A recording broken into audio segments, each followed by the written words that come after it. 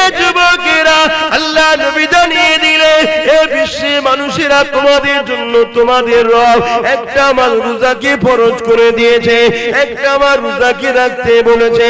আল্লাহর কোরআনও আমাদেরকে জানিয়ে দিয়েছে রোজাদারের জন্য রোজা রাখা ফরজ হয়ে গেছে। এবং এই রোজা এমন একটা নিয়ামত, as-sawmuli wa ana sibiya, আমার আল্লাহ জানিয়ে দিলেন রোজাদারদের জন্য সবথেকে বড় খুশির খবর এটা। আল্লাহ বলছে রোজা হলো আমার খাস ইবাদত, আর আমি আল্লাহ কুদরতি হাতে রোজাদারকে পুরস্কার নিজে দেব। রোজাদারের জন্য দুটো খুশি, বিসাইমি ফারহাতানি, ফারহাতুন ইনদাল ইফতারি ওয়া ফারহাতুন লিকা রাব্বি। এ নওজওয়ানেরা, রোজাদাররা যখন ইফতার নিয়ে বসে, আল্লাহ পাক হাদিসে কুরসির মধ্যে জানায় এটা একটা রোজাদারদের জন্য বড় আনন্দ। আর একটা হলো রোজাদারদেরকে আল্লাহ নিজের দিদার দেবেন বলেছে। এ যুবকেরা, তোমরা বাপেরা, আর এই রোজা কি ছাড়বেন না। এই রোজা এক মাস আসছে, রোজা রাখবে, আল্লাহকে খুশি করার জন্য রাখবে। কেন আল্লাহ বলেছে রোজা আমার খাস ইবাদত, নামাজ খাস ইবাদত বলেন, হজ খাস ইবাদত বলেন, যাকাত খাস ইবাদত বলেন, রোজাকে খাস ইবাদত বলেছে। সবটাই আল্লাহর জন্য। তবে রোজাটা কেন খাস বলেছে? নামাজের মধ্যে লোক দেখানো থাকতে পারে, নাও থাকতে পারে, না দেখানোটাই তো আল্লাহর জন্য। কিন্তু নামাজের মধ্যে লোক দেখানো থাকে, চল হুজুর বলছে একটু পড়ি, চল বিআই এসছে একটু পড়ি, না পড়লে লোক খারাপ বলবে তাই পড়ি, এখানে লোক দেখানো থাকতে পারে। কিন্তু কেউ শুকিয়ে শুকিয়ে থাকবে না, যদিও থাকে নুকিয়ে নুকিয়ে খেয়ে নেবে। কি আল্লাহ বা বড় দয়ালু, তবে তিনার কাছে নত হতে হবে। তিনি তোমার আমার জন্য অবশ্যই বড় মেহেরবান। এ দুনিয়ার মানুষ শুনে রেখে দাও, দুনিয়ার রাজা প্রজারা তারা আসামি খুঁজে বেড়ায়, তাদেরকে শাস্তি দেবে বলে, আর আমার আল্লাহ আসামিদেরকে ডেকে ডেকে ডেকে ডেকে বলে আমি তোদেরকে মাফ করে দেব। বুঝতে পারছেন মাইকের আওয়াজ? দুনিয়ার রাজা মহারাজারা আসামি খোঁজে শাস্তি দিবার জন্য, আর আমার আল্লাহ আসামি দেখে মাফ করার জন্য। জোরে বলুন সুবহানাল্লাহ।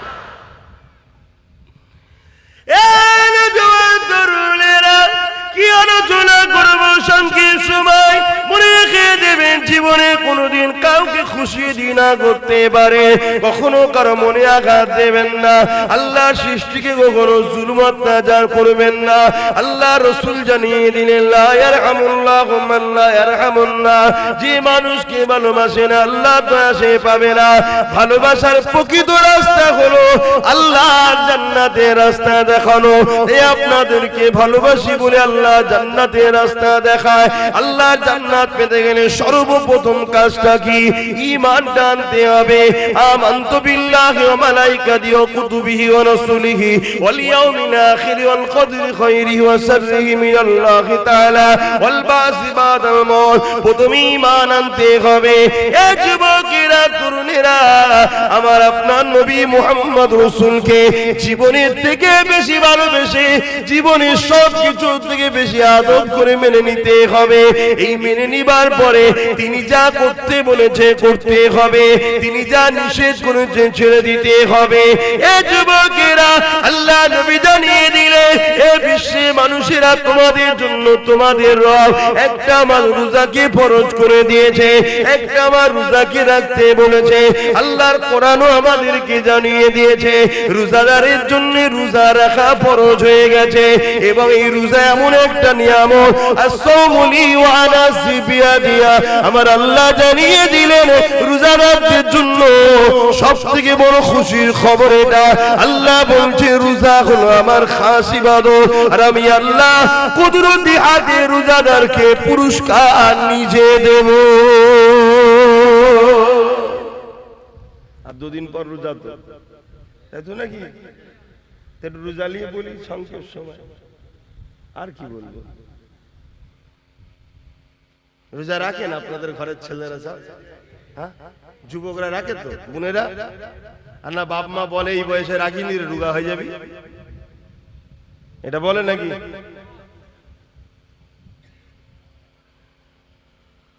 রোজাদারের জন্য দুটো খুশি, লিসাইমি ফারহাতানি, ফারহাতুন ইনদাল ইফতারি ওয়া ফারহাতুন লিকা রাব্বি। এ নওজওয়ানেরা, রোজাদাররা যখন ইফতার নিয়ে বসে, আল্লাহ পাক হাদিসে কুরসির মধ্যে জানায় এটা একটা রোজাদারদের জন্য বড় আনন্দ। আর একটা হলো রোজাদারদিগকে আল্লাহ নিজের দিদার দেবেন বলেছে। এ যুবকেরা, তোমরা বাপেরা, আর এই রোজা কি ছাড়বেন না? এই রোজা 1 মাস আসছে, রোজা রাখবে, আল্লাহকে খুশি করার জন্য রাখবে। কেন আল্লাহ বলেছে রোজা আমার খাস ইবাদত, নামাজ খাস ইবাদত বলেন, হজ খাস ইবাদত বলেন, যাকাত খাস ইবাদত বলেন, রোজাকে খাস ইবাদত বলেছে। সবটাই আল্লাহর জন্য। তবে রোজাটা কেন খাস বলেছে? নামাজের মধ্যে লোক দেখানো থাকতে পারে, নাও থাকতে পারে, না দেখানোটাই তো আল্লাহর জন্য। কিন্তু নামাজের মধ্যে লোক দেখানো থাকে, চল হুজুর বলছে একটু পড়ি, চল বিআই এসছে একটু পড়ি, না পড়লে লোক খারাপ বলবে তাই পড়ি, এখানে লোক দেখানো থাকতে পারে। কিন্তু কেউ শুকিয়ে শুকিয়ে থাকবে না, যদিও থাকে নুকিয়ে নুকিয়ে খেয়ে নেবে। কি বুঝছেন তো নাকি? তাই আল্লাহ বললো এটা আমার খাস ইবাদত। কমসে কম পুকুরে ডুব মেরেও তো পানি খেলেন। কে কে খেয়েছেন ডুব মেরে পানি? ছোটবেলায় খান না? কিন্তু রোজা ও আল্লাহর খুশির জন্য, তাই চোখের আড়ালে হয়ে গেল, সেই আল্লাহর জন্য সে রোজা রাখে। কিন্তু আজ বেঈমানের দলেরা, ইসলামের দুশ্মনেরা আমাদের ঘরে তো রোজা রাখাবার পরেও বেকার করে ফেলছে রোজাগুলোকে। আপনারা সব এলাকায় রোজার পার্টি হয় নাকি? ইফতার পার্টি পার্টি করেন নাকি? ইফতার পার্টিতে যাওয়া হারাম, চলবে না। ইফতার মাহফিলে যাবেন, সওয়াবের কাজ। ইফতার মাহফিলের নেতৃত্ব দেয় উলামা হযরতরা, আর ইফতার পার্টির নেতৃত্ব দেয় ফাসিক, ফাজিল, হারামখোর, বেরোজাদাররা। কথা বুঝছেন না? বোঝেন না? কত পার্থক্য বুঝলেন? ইফতার মাহফিল হলে যাবেন, ইফতার মাহফিলে আলেমরা থাকে, তারা নেতৃত্ব দেয়। আর আলেমরা হলো রাসূলের ওয়ারিস, তারা নবীর এলেমের ওয়ারিস। নবী চলে গেছেন, যাওয়ার সময় বলে গেছেন যে আমি আলেমে হাক্কানীদের রেখে গেলাম, তোমরা এদের কাতারে থাকবে, এদের পিছনে থাকবে। আর এখন তো আলেমরা বাপ কিছুই বলতে পারে না। এটা আলেমদের দোষ অবশ্য, সবাই নয়, কিছু কিছু আলেম আছে এখনো বলে। কেন? তারা বিক্রি হয়নি, তারা নিজেদের গলায় এখনো মোহাম্মদ রসুলের বেল্ট পরিয়ে রেখেছে, তাই তাদেরকে কেউ টানতে পারে না। কিন্তু বেশিরভাগ উলামারা এখন কথা বলতে পারে না। কথা বুঝে আসছে? এই ইফতার মাহফিল হলে যাবে। তবে আমার যদি মসলা শোনেন বা আমাকে জিজ্ঞেস করেন আপনি কি করেন, সবথেকে উত্তম হলো এটা, সারাদিন রোজা রেখেছি যে আল্লাহর খুশির জন্য, সেই আল্লাহ আমাকে যা খুশি করে রুজি দিয়েছে হালাল, ওই রুজি থেকেই আমি ইফতার করব। আমি অন্য কারো পয়সা করতে রাজি না। অনেক জায়গায় আমাকে জোর করে রোজার মাসে নিয়ে যাবে বলে, আমি কোনো জায়গায় যেতে চাই না। এবার আমি একটা ইউনিট চালাই, একটা দল চালাই, আপনারা জানেন কি জানি না, ফুরফুরা শরীফ আহলে সুন্নাত ওয়াল জামাত বলে একটা অরাজনৈতিক সংগঠন চালায়। ওই সংগঠনের ব্যানারে কিছু ইফতার মাহফিল হয়। এবার আমাকে বলে হুজুর আপনি আসেন, দু কথা বলে দোয়া করেন। এবার সেখানে যদিও যায় আমি ইফতার বেঁধে নিয়ে যাই। তারা বলে কোনো চিন্তা নেই, আমি চিন্তার কোনো কারণে সতর্ক হতে হয়। আমি রোজা রেখেছি, আমি আমার পয়সা দিয়ে বাবা ইফতার করবো, সারাদিন রোজা রেখার পরের পয়সা ইফতার করবো, ঠিক মন খুশি হয় না। আপনারাও করবেন। তাতে যদি আল্লাহ আপনাকে শুধু চিনি দিয়া শরবত খাওয়ায়, অতি খুশি আলহামদুলিল্লাহ বলেন যে আমার আল্লাহ আমার জন্য যেটা ভালো সেটা করেছে। তুমি তোমার নয়, তুমিও তোমার আল্লাহ। কোনটা তোমার বলো তো? এই কোনটা তোমার আছে নাকি? তোমার আল্লাহ, আমার আল্লাহ যদি আমাকে দুদিন শুকিয়ে রাখে, তাহলে আমি আমাকে শুকিয়ে রাখছি না, আল্লাহ তার সৃষ্টিকে শুকিয়ে রেখেছে। তা আল্লাহ যদি তার সৃষ্টিকে শুকিয়ে রেখে খুশি হয়, তা আমার মতে এত ব্যস্ত হয় কেন, এত বিপদ চেপে হয় কেন, এত টেনশন আমরা হই কেন? নিজেকে কুরবান করে দাও আল্লাহর কাছে। আমি আবার কি, আমি বলে কিছু নেই, সবই আল্লাহ। এ চোখ আমার নয়, আল্লাহর সৃষ্টি। এ কান আমার নয়, আল্লাহর সৃষ্টি। এ হাত আমার নয়, আল্লাহর সৃষ্টি। এ পা আমার নয়, আল্লাহর সৃষ্টি। এ জবানের কথা আমার নয়, আল্লাহ দিয়েছেন, ব্যবহার করতে তাই করতে পাচ্ছি। কোনটা আমি তৈরি করিনি বাপ। তাহলে আমার খিদে লাগলে আমার আত্মা যে রূহ জান কষ্ট পায়, ওই জানটাকেও সৃষ্টি আল্লাহ করেছে। তাহলে ওই জানটা আমার যতটা আমি না ভালোবাসি, তার থেকে বেশি আল্লাহ তার সৃষ্টিকে ভালোবাসে। জোরে বলুন সুবহানাল্লাহ। বা ওয়াজ করতে গেলে সময় লাগে, আমি কিভাবে ওয়াজ করবো? এইভাবে হবে? কোন দিকে যাবো দিশে খুঁজে পাইনি, কখন এখানে একটু কখন ওখানে একটু বলে ফেলছি। তাই দরুদ শরীফ ওই দিকেও কম পড়ানো হলে একটু পড়ানো দরকার, সব হয়। কেন আমি জানছি তুই কথা বলতেই পারবো না। যা তারপর এর মধ্যে থেকে একটাই কথা বলবো, জীবনের প্রতিটা মাকসাদ হবে আমার স্রষ্টাকে খুশি করা।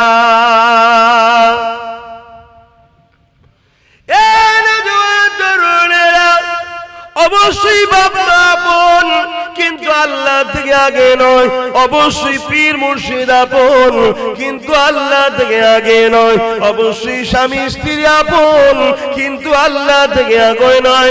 অবশ্যই নেতা লিডাররা আপন, কিন্তু আল্লাহ থেকে আগে নয়।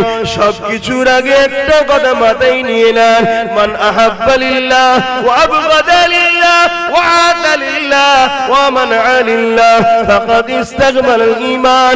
এই দুনিয়া মানুষ রেখে দাও গো, নিঃশ্বাসের কোনো বিশ্বাস নাই। এসেছি যখন চলে একদিন যেতে হবে, কে কবে যাবে আল্লাহ বা ভালো জানে। পৃথিবীর সবাই চেষ্টা করো, তোমায় নিতে পারবে না। যেদিন আমার আল্লাহ ডাকবে, ওই দিন পৃথিবীর সবাই চেষ্টা করো, বাঁচাতে পারবে না।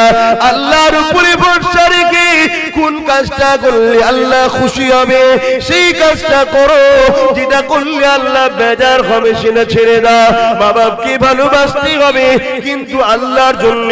স্বামীকে ভালোবাসতে হবে, কিন্তু আল্লাহর জন্য। স্ত্রীকে ভালোবাসতে হবে, কিন্তু আল্লাহর জন্য। দুনিয়ার লিডারকেও ভালোবাসতে হবে, কিন্তু আল্লাহর জন্য। যদি তোমার মা বাপ তোমাকে ইসলাম বিরোধী কথা বলে, ওই কথা তোমাকে মানা যাবে না, কেননা মা বাপ আগে নয়, আল্লাহ আগে।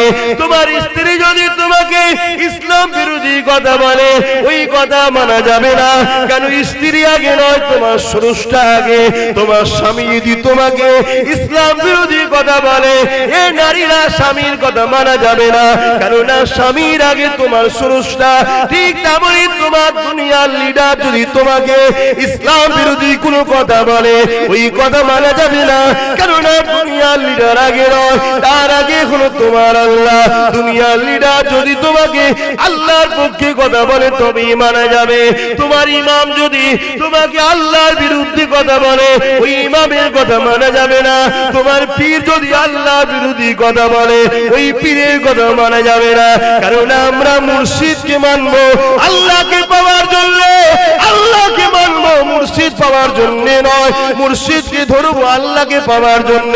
মুর্শিদকে ভালোবাসবো আল্লাহর জন্য, আল্লাহকে ভালোবাসবো মুর্শিদের জন্য নয়। এই যুবকেরা তাই বলে দিয়ে যায়, ইমানটা ঠিক করে না। যদিও চলতে গিয়ে গুনাহ হয়ে যায়, ইমান যদি থাকে, আযাব খেটে খেটে খেটে খেটে একদিন না একদিন ইমানের জন্য আল্লাহ পাকে জান্নাতটা পেয়ে যাবে। আর ইমান যদি না থাকে, সব বরবাদ। দাড়ি তোমায় নাজাত দেবে না, টুপি তোমায় নাজাত দেবে না, হজ তোমায় নাজাত দেবে না। এগুলো তোমার মাকামকে বাড়ায় যদি ইমানদার হও।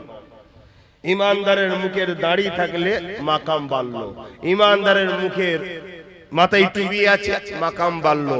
ইমানদার নাই পরায়ণ, মাকাম বাড়লো। ইমান নেই তো কিচ্ছু নেই। আর ইমান কি? রাসূলকে বলুন, আমার সাথে বলুন, রাসূলকে জানের থেকেও বেশি ভালোবেসে আদবের সাথে মেনে নিবার নাম হলো ঈমান। আমার কথায় মানতে পারছেন তো নাকি? হ্যাঁ, আল্লাহ পাক বলে দিয়েছে আমার হাবিবকে ধর। তোরা আমার সম্বন্ধে বেশি চিন্তা করলে মাথার ফিউজ আউট হয়ে যাবে। কথা বুঝাস? তোরা আমার হাবিবকে ধর, ওইটাকে আমি পাঠিয়েছি, উনি যা বলবে মেনে নে। কোরআন বলছে, আগেই বললাম না, হাফেজ সাহেব, মা আতাকুমুর রাসূল ফাখুযুহু ওয়া মা নাহাকুম আনহু ফান্তাহু। রাসূল যা আদেশ করেছে মেনে নাও, আছে তো কোরআনে। নবী যা নিষেধ করেছে ছেড়ে দাও। আল্লাহর নবী মদ খেতে বলেছে, মাতালকে সাপোর্ট করতে বলেছে। আল্লাহর নবী সুদ খেতে বলেছে, সুদকে সাপোর্ট করতে বলেছে। আল্লাহর নবী চুরি করতে বলেছে, চোরকে সাপোর্ট করতে বলেছে। আল্লাহর নবী মানুষের উপর জুলুম করতে বলেছে, জুলুমকে সাপোর্ট করতে বলেছে। কিন্তু আমরা তো সব করে বসে আছি বাবা। অন্যায় করার অন্যায়কারীকে সাপোর্ট করা এক না আলাদা? জোরে বলো। সময় এখনো আছে, তওবা করুন, আল্লাহর কাছে কাঁদুন যে আল্লাহ জীবনে যা করেছি জানতাম না, করে ফেলেছি, আজ জেনে গেছি আর নয়। মনে রেখে দেবেন এই কবরের জমিনে যখন তোমাকে আমাকে রাখা হবে, কেউ যাবে না এই কবরের জমিনে, কিন্তু এই কবরের জমিনে একজন আসবে। বুখারী মুসলিমের হাদিস, আল্লাহ বাতিনাকে নিয়ে আসবে, তিনি তাশরীফ আনবে। তিনি অন্য কেউ নয়, দুনু জাহানের সুলতান নবী দু আলম নবী মুহাম্মদ রাসূল তাশরীফ আনবে। দুনিয়ায় যদি তিনার নেতৃত্ব মেনে নাও, তিনাকে যদি লিডার বলে মানো, আর তিনার পক্ষ থেকে আমরা নেতৃত্ব দিচ্ছি, অর্থাৎ তিনার কথাকে আপনাদের কাছে পৌঁছে দিচ্ছি, আমাদের কথা নয়। কথা বুঝছেন? সেই রাসূলের আদর্শকে যদি মেনে নাও নিজের জীবনে, তাহলে নবী আমার তখন কিয়ামত কবরে বলবে, ফেরেশতা ও আমার গোলাম ছিল, কে নাজাত দিয়া দেয়া হোক। জোরে বলুন সুবহানাল্লাহ। আর দুনিয়ায় রাসূল ছেড়ে দিয়ে নবী দ্বীনকে যারা মিটাচ্ছে, তাদেরই পিছনে হই হই করে ঘুরে বেড়াও। মনে রেখে দিও, কবর তোমার ডাকছে, তোমার জবাব দিতে হবে। আজ আমাদের ঘরের ছেলেদের ইসলামিক কোন ইউনিফর্মের উপর, ইসলামিক কোন কালচারের উপরে আঘাত দিলে আমাদের ছেলেদের ব্যথা লাগে না, কিন্তু যারা ইসলামের বিরুদ্ধে, তাদের কিছু হলে আমাদের ছেলেদের বুকে ব্যথা ওঠে। হয় না? হয় না? কি কোথায় চলে গেল? আবার এগুলো যদি আমি বলি, আবার কিছু মুসলমান আছে শুকনো মুসলমান, মুনাফিক, তাদের আবার কষ্ট হয়, এসব কথা কেন বলবে? উনি আসবে, প্লেন ঘটনা বলে চলে যাবে। তাহলে ঘটনা শুনে নাও। আল্লাহ বললেন, বান্দা ঈমান নিয়ে আসো। কার মতো ঈমান আনবো? এই আয়াতের ব্যাখ্যায় বলছেন, সাহাবাদের মতো ঈমান আনো। সাহাবারা কেমন ঈমান এনেছে শুনে রেখে দেন। এই যুবকেরা, তরুণীরা, বাপেরা, আল্লাহ নবী সাহাবারা কেমন ঈমান এনেছিলেন, এক সাহাবীর নাম বলে দেয় হযরতে খুবাইব রাদিয়াল্লাহু তাআলা। হযরতে খুবাইব রাদিয়াল্লাহু তাআলা আর একজন সাহাবী ছিলেন হযরতে খাব্বাব রাদিয়াল্লাহু তাআলা। আল্লাহ নবী সাহাবী ছিলেন। হযরত ওমর ফারুক যখন সিংহাসনে বসলেন, অর্ধ পৃথিবীর রাজত্ব যখন চালাতে লাগলেন, আমিরুল মুমিনিন খলিফাতুল মুসলিমিন যখন হলে, এই যুবকেরা, তরুণীরা, বাবেরা, ওই হযরত খাব্বাব রাদিয়াল্লাহু তাআলা আনকে আল্লাহ নবী সাহাবী হযরত ওমর বলেছিলেন, এ নবী সাহাবী, শুনেছিলাম তোমার উপরে অনেক জুলুম অত্যাচার হয়েছিল, একটু খানিক আমাকে বলো কি জুলুম অত্যাচার হয়েছিল? হযরত খাব্বাব রাদিয়াল্লাহু তাআলা নিজের কোমরের কাপড়টাকে সরিয়ে দিলেন। এ যুবকেরা, তরুণীরা, বাবেরা, তোমার আমার কোমরে গোশত রয়েছে সৌন্দর্যের জন্য। আল্লাহ নবীর ওই সাহাবীর কোমরটা পুরো প্লেন ছিল, গোশত ছিল না। আল্লাহ নবী সাহাবী হযরত ওমর দেখে বলতে লাগলে, ভাই খাব্বাব, এই রকম কোমর তো আল্লাহ জমিনে কারো দেখিনি, কি ব্যাপার আল্লাহ তোমাকে এই রকম বানালো? হযরত খাব্বাব বলতে লেগেছে, ও ভাই হযরত ওমর, আল্লাহ আমাকেও সুন্দর কোমর দিয়েছিল, কিন্তু আমি নবীর পক্ষে যাওয়ার জন্য, নবীর দল করার জন্য, ন্যায়ের পক্ষে, সত্যের পক্ষে, মানবতার পক্ষে, ইনসাফের পক্ষে, মানব বন্ধনের পক্ষে, ভ্রাতৃত্বের পক্ষে, সত্যের পক্ষে থাকার জন্য তৎকালীন লিডার আবু জেহেল উতবা সাইবাইরা আমাকে জুলুম করেছিল। আমাকে বলেছিল মুহাম্মাদের দল ছেড়ে দে, আমাদের দলে চলে আয়, মুহাম্মাদের দল ছেড়ে দে, আমাদের দলে চলে আয়, না হয় তোর উপরে জুলুম হবে, অত্যাচার হবে। ও ভাইরা তোমার, আমি বলে দিয়েছিলাম জান দিয়ে দেবো, তথাপিও নাই সত্য ছাড়বো না। আজও তোমাদেরকে বলা হয়, কি বলা হয় না, হয় না, জুলুমের দিকে আসো, মিথ্যার দিকে আসো, অন্যায়ের দিকে আসো, সন্ত্রাসীর দিকে আসো, ফিতনার দিকে আসো, খুনের দিকে আসো, মার্ডারের দিকে আসো, চিটিংবাজির দিকে আসো, তুলাবাজির দিকে আসো, বলা হয় না, হয় না। আর বলতে লাগে না, আপনাদের ঘরে এখন এক মুঠো বিরিয়ানি দিলেই চলে যাবে, বেশি খরচ করতে লাগে না।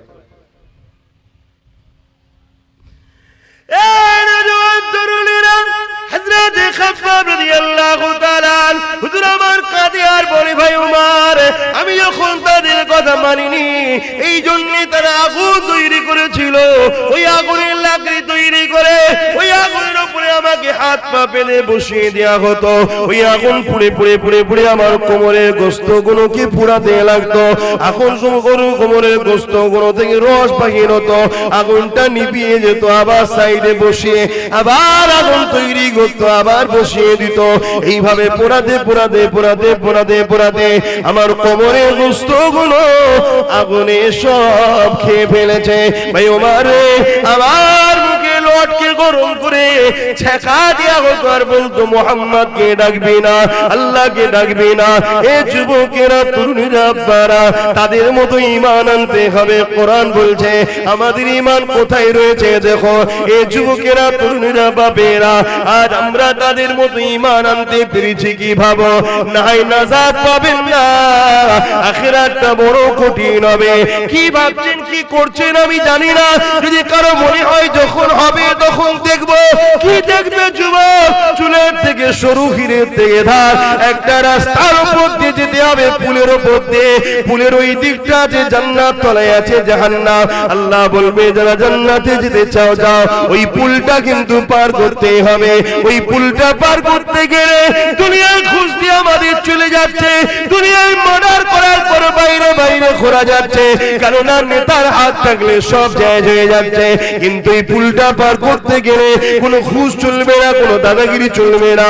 ওই পুলটা পার করতে গেলে ঈমান লাগবে, ঈমান লাগবে।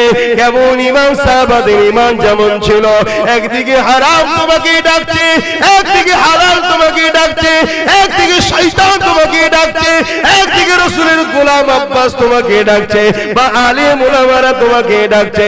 এ বাপেরা, নওজোয়ান তরুণেরা, তোমাদেরকে ডিসাইড করতে হবে, আমি রাসূলের দলে যাব না ইবলিসের দলে যাব।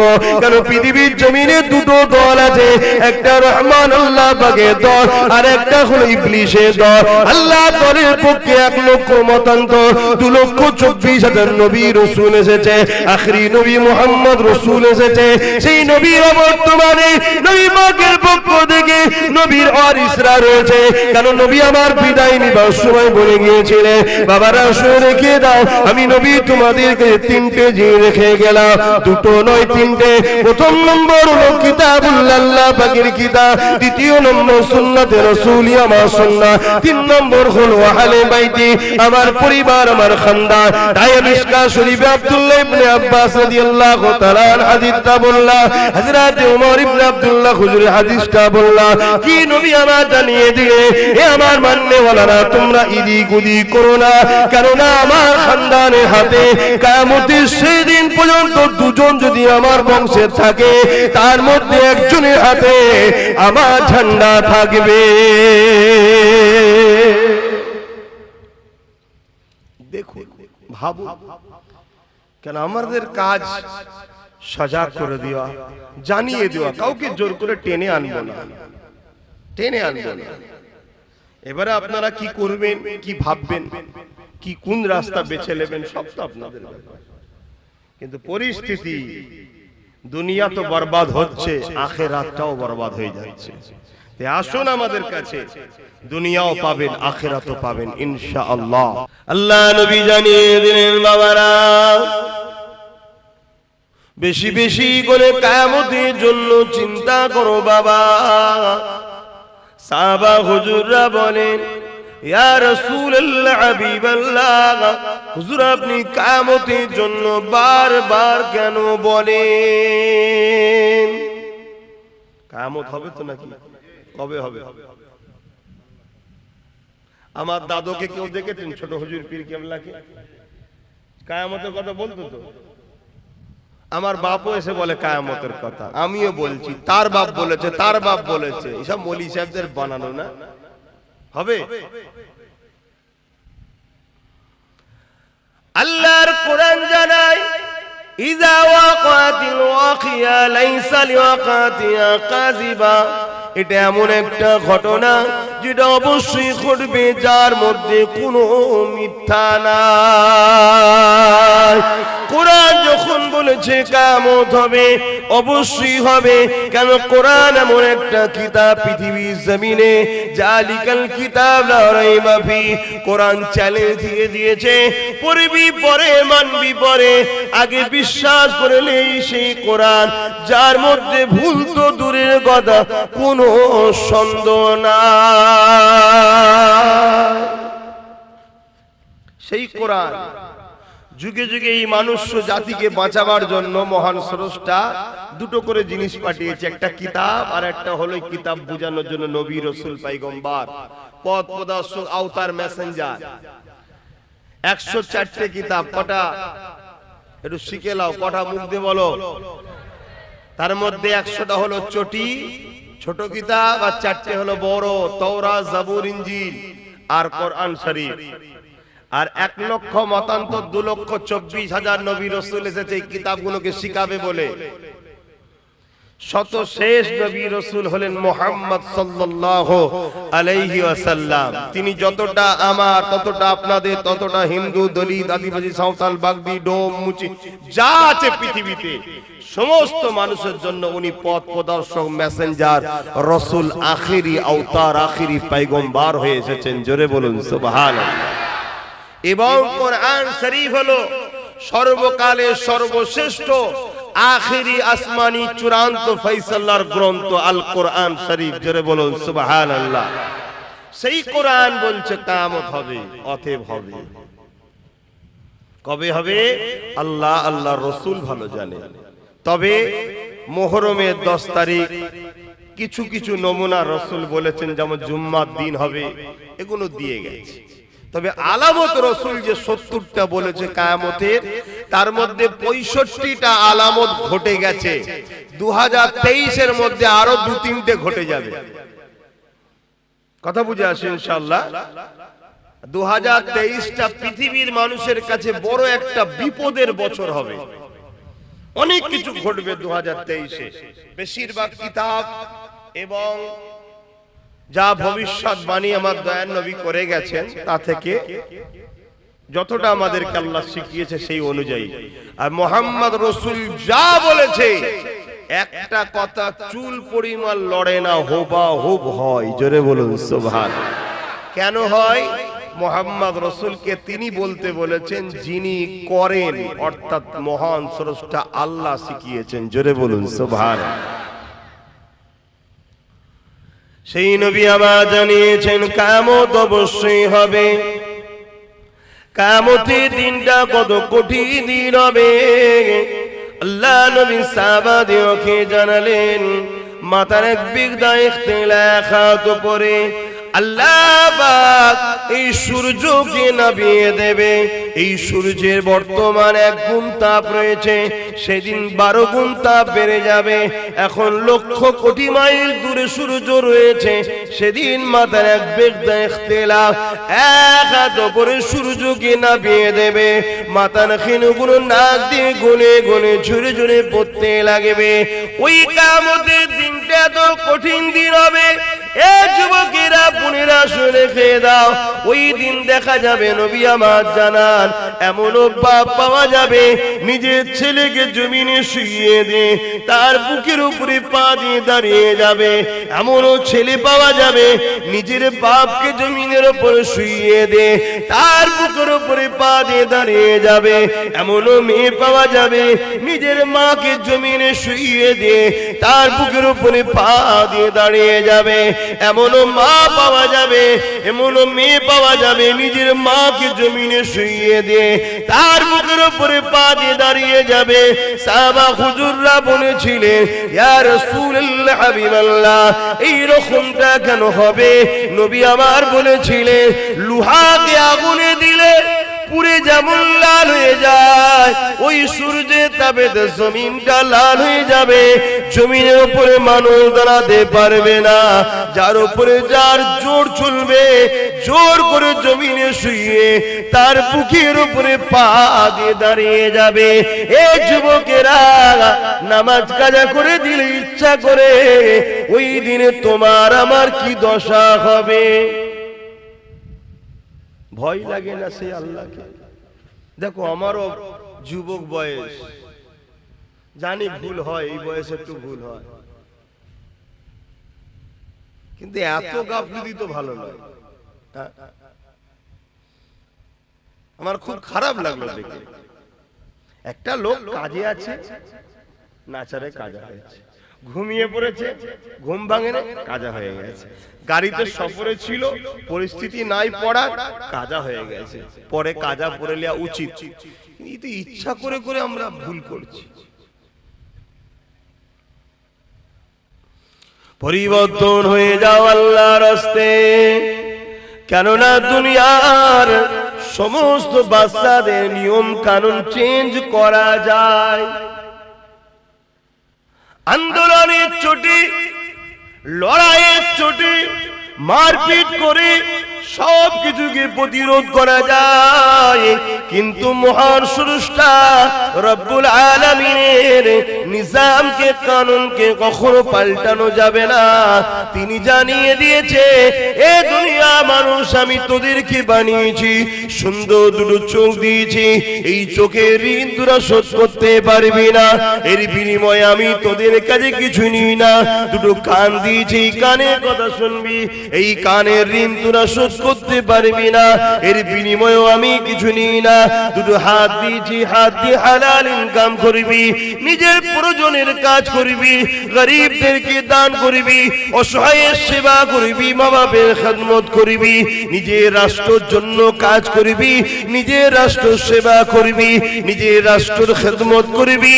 এ আমার বান্দা বান্দিরে, তোদের নিত্য প্রয়োজনীয় কাজ হাত দিয়ে করবি, এর ঋণ তোরা শোধ করতে পারবি না, তথাপি আমি আল্লাহ এর বিনিময়ে তোদের কাছে কিছু নিই না।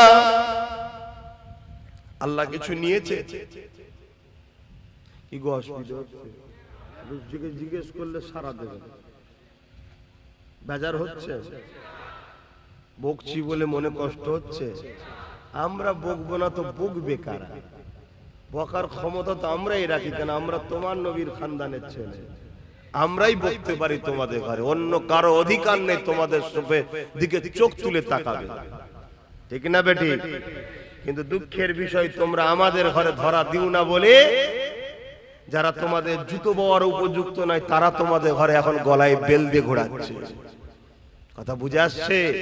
হ্যাঁ, পৃথিবী বিখ্যাত ধনী কিন্তু কাফের, ঈমান নাই। আর সব থেকে গরিব পৃথিবীর রাস্তায় পড়ে থাকে, কিন্তু ঈমান আছে। ওই পৃথিবী বিখ্যাত ধনী ওই জুতো বড় উপযুক্ত নয়, কারণ ওর ঈমান আছে। জোরে বলুন সুবহানাল্লাহ।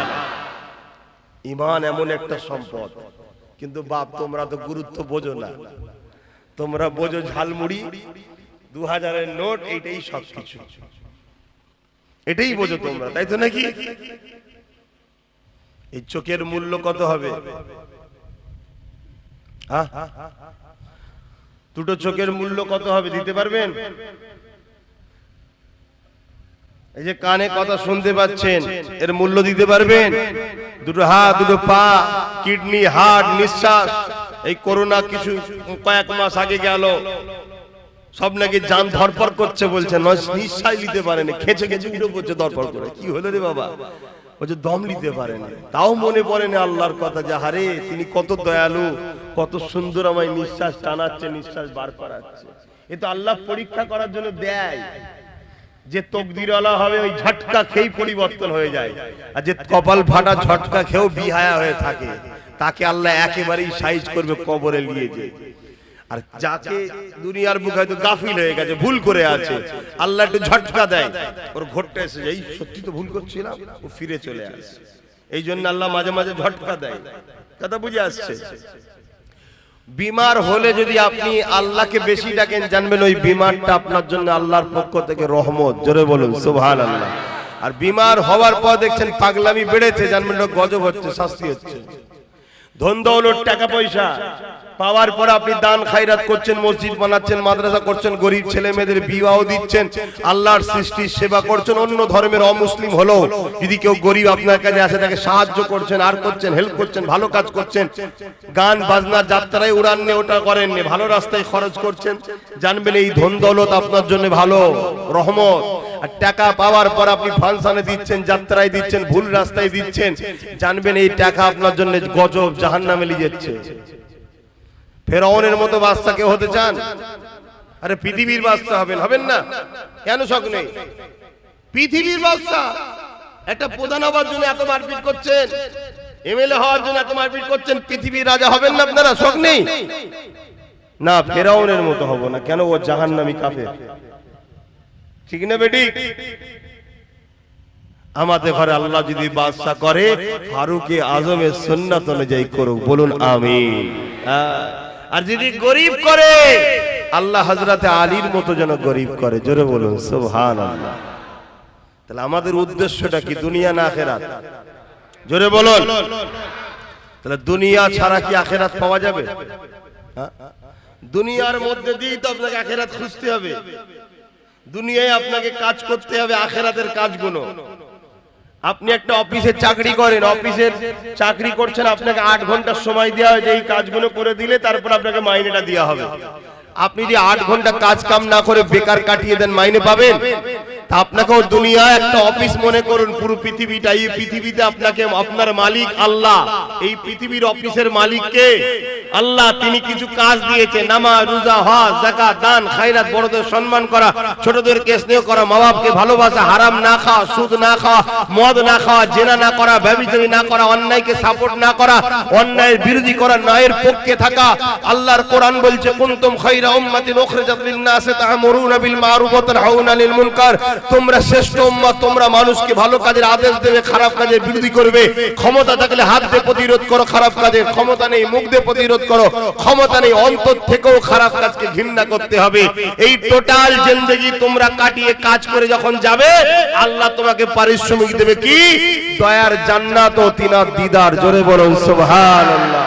আর যদি এটা করে না যাও, যেমন 8 ঘন্টা বেকার কাটিয়ে ফেলেছো, মাইনার পাবে না, ওখানেও কিছু পাবে না, কিন্তু তোমাকে নিয়ে রাখবে কোথায়? বেকার তো রাখার জায়গা নেই, নিজের জাহান্নামে নিজে পিছাই হবে। আর জাহান্নামীদের যখন পিপাসা লাগবে, কি খাওয়াবে? জাহান্নামীর পাত্রেতে রক্ত আর পুঁজ টকবক করে ফুটানো। বলুন নাউজুবিল্লাহ। এইগুলো কি মনে হয় না যে আমাদের কি হবে? আমি তো বিরাট টেনশন করি, আল্লাহ আমার কি হবে, আল্লাহ আমার কি হবে। যদি আল্লাহ বলে আপনার তোকে পছন্দ নয়, তোর নামাজ আমার ভাল লাগে না, তোর রোজা আমি লোব না, তোর ইবাদত আমার, তোর কাজ কাম আমার পছন্দ হয় না, তো গেল তো কি গো। দুনিয়ায় অনেককে কাজ লিজে দাও না মহাজনকে, জরির কাজ হোক, কিছু জামার কাটিং এর কাজ হয়, জানেন না? মহাজন যদি বলে এ কাজটা পছন্দ হয় না, জালি যা, আমার আল্লাহর কাজ করে যদি যায়, আর আল্লাহ যদি বলে তোর নামাজে মজা ছিল না, তুই অনেকক্ষণ ধরে সেজদা দিসনি, দীর্ঘদিন তাসবিহ পড়নি, নামাজের সময় সারা দুনিয়া ঘুরে বেড়াতিস, কি নামাজে মনে পড়ে না? পড়ে না, হ্যাঁ? আর আল্লাহ যদি বলে আব্বাস তোর ইবাদত আমার পছন্দ নয়, আমার কি হবে? আমার বাপ বাঁচাতে পারবে? আমার মা, পৃথিবীর কেউ বাঁচাতে পারবে? কাদের ভরসায়, কি খেয়ালে, কি ঘোরে আছো আমাদের ঘরের ছেলেরা? এই জন্য জলসা দিয়ে হয়। আজ থেকে তওবা করো, আগামী যতদিন বাঁচবে, একদিন হোক আর 1 বছর হোক আর 100 বছর হোক, মাকসাদ একটাই করো, আল্লাহকে খুশি করব, নবীর হুকুম মেনে চলবো, দ্বিতীয় কোনো কিছু বুঝি না। কথা বুঝে আসছে? নবীর কথা যে বলবে তার সাথে থাকবে। ইমাম বলছে ইমামের সাথে, পীর বলছে পীরের সাথে, মুর্শিদ বলছে মুর্শিদের সাথে, মুফতি বলছে মুফতির সাথে। আকীদা ঠিক করো, কিন্তু উদ্দেশ্য একটাই হবে আল্লাহর জন্য, আল্লাহর জন্য। আর মা আতাকুমুর রাসূল ফাখুযুহু ওয়া মা নাহাকুম আনহু ফান্তাহু। নবী যা আদেশ করেছে মানবো, নবী যা নিষেধ করেছে ছেড়ে দেবো। কি গো পারবে না? প্রতিজ্ঞা করো আমার সোনার ভাইরা। হয়তো তুমি কালকে যাওয়ার পরে ভুলে গেছো, হঠাৎ করে মনে পড়লো, হ্যাঁ এই কাজ করলে তো আল্লাহ নারাজ, উঠে চলে আসো, উঠে চলে আসো। একবার যদি আল্লাহর ভয়ে কোনো পাপ কাজ থেকে ফিরে আসতে পারো, আমার আল্লাহ তোমাকে একটা নয় 2টো জান্নাত দেবে। জোরে বলুন সুবহানাল্লাহ। সূরা রহমানের মধ্যে আল্লাহ পাক বলছেন, ওয়ালিমান খাফা মাকাম রাব্বিহি জান্নাতান। যারা আল্লাহকে ভয় করে আমার আল্লাহ তাদেরকে 2টো জান্নাত দেয়। জোরে বলুন সুবহানাল্লাহ। পারবে না জিন্দেগিতে? কারো মাথায় বাঁশ মারতে গেছিলে, কারো কথা শুনে এখন মনে হয়েছে না আরে আল্লাহ সৃষ্টিকে মারা যাবে না, গুনাহ হবে। কথা শুনছেন, ফিরে চলে এসেছেন, না করব না, পাপ করব না। কি সিনেমা দেখতে গেছিলেন বন্ধুদের সাথে, হঠাৎ করে মনে পড়ে আরে এটা করলে তো আল্লাহ নারাজ হবে, চলে এলেন, তওবা পড়ে, না বাবা যাব না।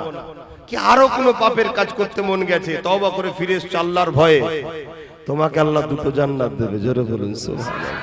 বন্ধু বলছিল চলা ঘুরে এসি, তোমার মন বলল না নামাজ কাজা হয়ে গেলে আল্লাহ অখুশি হবে, না আমি পড়ে যাবো, আগে নামাজটা পড়ি। এই যদি ফিরে এসে নামাজটা পড়তে পারো, তাহলে জানবে আল্লাহ তোমায় 2টো জান্নাত দেবে। জোরে বলুন সুবহানাল্লাহ।